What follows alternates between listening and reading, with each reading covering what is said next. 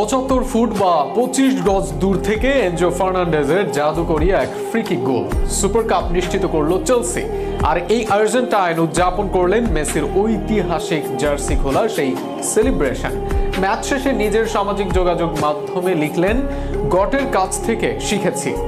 Enzo ফার্নান্ডেজের এই অসাধারণ গোল আর এই সেলিব্রেশন মনে হতে পারে 7 বছর আগের কোনো স্মৃতি ভেসে আসলো, যে স্মৃতি মেসিময়।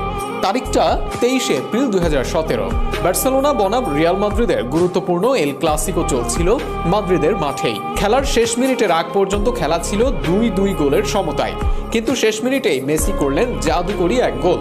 জার্সি খুলে উদযাপন করলেন মেসি, আর মাদ্রিদের গ্যালারি বার্নাবিউর দর্শকরা হয়ে গেলেন নীরব। মেসির ক্যারিয়ারে বার্সার হয়ে সেটি ছিল 500তম গোল। মেসির সেই উদযাপনই গত রাতে করলেন এনজো ফার্নান্ডেজ। অ্যাস্টন ভিলার খারাপ দিনেও যে দলের গোলকিপার আর্জেন্টাইন এমিলিয়ানো দারুণ 5টি সেভ দিয়েছেন তাতে কোনো সন্দেহ নেই, তবে সেই গোলকিপারকেই পরাস্ত করলেন স্বদেশি মিডফিল্ডার এনজো ফার্নান্ডেজ। ডিবক্সের বাইরে এক ফ্রি কিক পায় চেলসি।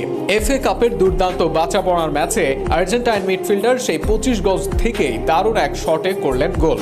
গোল করাতে ততক্ষণে সবার চোখ আটকে ছিল, তবে সেই সৌন্দর্যে অলংকার পরান এনজো। নিজের জার্সি খুলে দর্শকদের সামনে দেখান এনজো। 2017 সালে সেই মেসি মোমেন্টটি যে দেখাচ্ছিলেন এনজো তা ততক্ষণে নিশ্চিত, তবে সেটি আরও নিশ্চিত করেন এনজো নিজেই। ম্যাচ শেষে নিজের সামাজিক যোগাযোগ মাধ্যমে লিখেছেন, গট বা গ্রেটেস্ট অফ অল টাইমের থেকে শিখেছি। অর্থাৎ মেসির ওই দারুণ সময়টায় আরও একবার মনে করিয়ে দিলেন আর্জেন্টাইন এই গোল্ডেন বয়।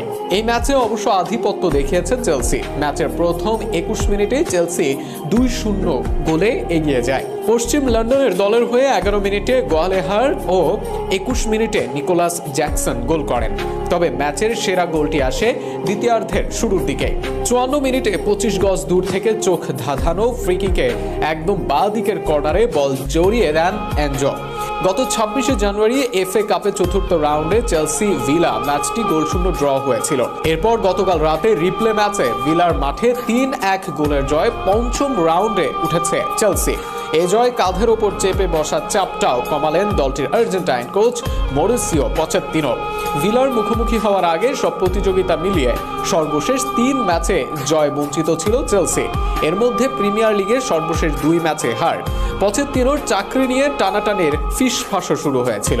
আর্জেন্টাইন এই কোচ নিজেই জানিয়েছিলেন, চেলসিতে চাকরি টিকিয়ে রাখার ভাবনায় তিনি মাথার চুল ফেলবেন না। চেলসির মালিক নাকি ফোনে তাকে সমর্থন দিয়েছেন বলেও জানিয়েছিলেন পচেত্তিনো।